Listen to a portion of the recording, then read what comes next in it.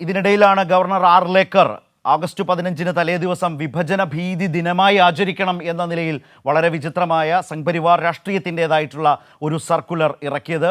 Chancellor കൂടിയാണ്. കേരളത്തിലെ സർവകലാശാലകളുടെ ഒന്നൊഴികെയുള്ള സർവകലാശാലകളുടെ ചാൻസലർ എന്ന ആ പദവി ഉപയോഗിച്ചുകൊണ്ടാണ് ഗവർണർ ആർ ലേക്കർ ആ സംഘപരിവാർ രാഷ്ട്രീയത്തെ സ്വാതന്ത്ര്യദിനവുമായി ബന്ധപ്പെടുത്തി കൊണ്ടുവരാൻ ശ്രമിച്ചത്.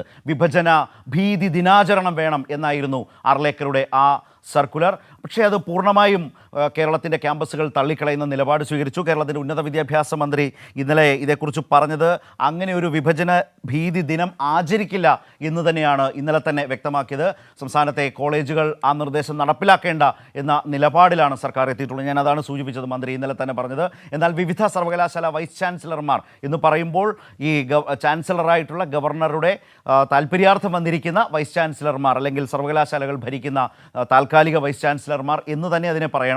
അവർ കോളേജുകൾക്ക് ഈ സർക്കുലർ, ഈ നിർദ്ദേശം കൈമാറിയിട്ടുമുണ്ട്. ഇടത് അധ്യാപക വിദ്യാർത്ഥി സംഘടനകൾ പരിപാടി നടത്തിയാൽ തടയും എന്ന് പ്രഖ്യാപിച്ചിട്ടും ഉണ്ട്. ആ നിലയിലൊക്കെയാണ് കാര്യങ്ങൾ നിൽക്കുന്നത്. തിരുവനന്തപുരത്ത് നിന്ന് കമലേഷ് ചേരുകയാണ്. നമ്മൾക്ക് ഈ വിവരങ്ങൾ ആദ്യം നോക്കാം.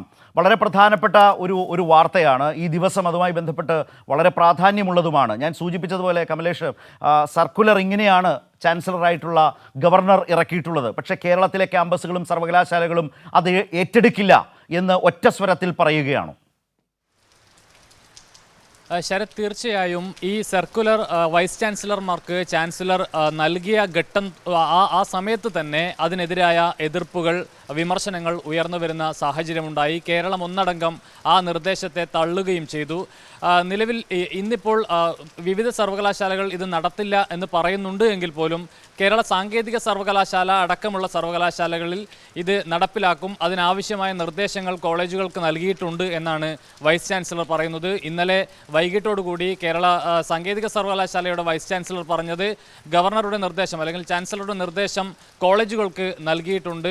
അത് കോളേജുകളാണ് നടപ്പിലാക്കേണ്ടത്, കോളേജുകളുടെ ഉത്തരവാദിത്തമാണ് എന്നാണ്. പക്ഷേ ഇടത് അധ്യാപക സംഘടനകൾ, വിദ്യാർത്ഥി സംഘടനകൾ ഇന്നലെയും ആവർത്തിച്ച് പറയുന്നു, SFIയുടെ നേതാക്കൾ ഉൾപ്പെടെ ഇന്നലെ ആവർത്തിച്ച് പറഞ്ഞു, അത്തരത്തിൽ എന്തെങ്കിലും ഒരു നീക്കമുണ്ടായാൽ ശക്തമായ പ്രതിരോധമുണ്ടാവും, പ്രതിഷേധമുണ്ടാവും, അത് തടയും എന്ന് തന്നെയാണ് പറഞ്ഞിട്ടുള്ളത്. കഴിഞ്ഞ ദിവസങ്ങളിലെല്ലാം തന്നെ മുഖ്യമന്ത്രി ഉൾപ്പെടെയുള്ള ആളുകൾ, അതുപോലെ വിവിധ മന്ത്രിമാർ, ഉന്നത വിദ്യാഭ്യാസ മന്ത്രി ഉൾപ്പെടെ ഈ വിഷയത്തിൽ വളരെ കൃത്യമായി നയം വ്യക്തമാക്കിയിട്ടുണ്ട്. സർക്കാർ ഈ പരിപാടി നടത്തേണ്ടതില്ല എന്ന നിലപാടാണ് സ്വീകരിക്കുന്നത്. ആ തരത്തിലുള്ള നിർദ്ദേശം തന്നെയാണ് കോളേജുകൾക്കും നൽകിയിട്ടുള്ളത് എന്നതാണ് ഏറ്റവും പ്രധാനപ്പെട്ട ഒരു കാര്യം. ഏതായാലും ശരത് നേരത്തെ സൂചിപ്പിച്ചതുപോലെ തന്നെ സംഘപരിവാർ രാഷ്ട്രീയം പിൻപറ്റുന്ന വൈസ് ചാൻസലർമാർ, അതായത് RSSന്റെ നോമിനികളായി ഈ സ്ഥാനത്തേക്ക് വന്നിട്ടുള്ള ആളുകൾ അവരുടെ വിധേയത്വം കാണിക്കുന്നതിന് വേണ്ടി അവർക്കത് പ്രകടിപ്പിക്കാൻ കഴിയുന്ന ഒരു സാഹചര്യം കൂടിയായി ഇതിനെ കാണുന്നുണ്ട് എന്നതാണ് വിമർശനമായി വരുന്നത്. അതുകൊണ്ട് തന്നെ അത്തരം ആളുകൾ ഒരു പക്ഷേ ഇത് നടപ്പിലാക്കാനുള്ള നിർദ്ദേശം നൽകുകയും അതിനാവശ്യമായ സമ്മർദ്ദം ചെലുത്തുകയും ചെയ്തേക്കാം എന്നുള്ളതാണ്.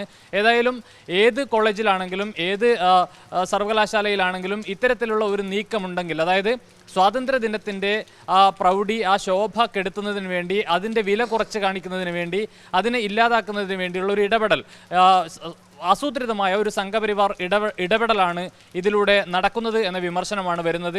അതിൻ്റെ ഭാഗമായിട്ടാണ് വിഭജന ഭീതി ദിനം എന്ന ഒരു പുതിയ ഒരു സംവിധാനത്തിലേക്ക് അല്ലെങ്കിൽ ഒരു ആശയത്തിലേക്ക് RSS പോകുന്നത്. അത് RSS ഗൂഢാലോചനയുടെ, സംഘപരിവാർ രാഷ്ട്രീയത്തിൻ്റെ, ഹൈന്ദവവൽക്കരണത്തിൻ്റെ അടക്കം ആ നിലയിലുള്ള ഒരു വിമർശനം, ആ നിലയിലാണ് ഈ ദിനത്തെ ആചരിക്കാനുള്ള നിർദ്ദേശമായി മുന്നോട്ട് വരുന്നത് എന്നുള്ളതാണ്. അതിനെ മതേതര കേരളം വളരെ ശക്തമായി തന്നെ പ്രതിരോധിക്കുന്നു. ഇന്നിപ്പോൾ ചില ക്യാമ്പസുകളിലെങ്കിലും അത്തരം പരിപാടികൾ നടത്താനുള്ള എന്തെങ്കിലും തരത്തിലുള്ള നീക്കമുണ്ടെങ്കിൽ ഇടത് അധ്യാപക സംഘടനകൾ, അതുപോലെ തന്നെ ഇടത് വിദ്യാർത്ഥി പ്രസ്ഥാനങ്ങളെല്ലാം തന്നെ ശക്തമായ ഒരു പ്രതിഷേധം നടത്തും.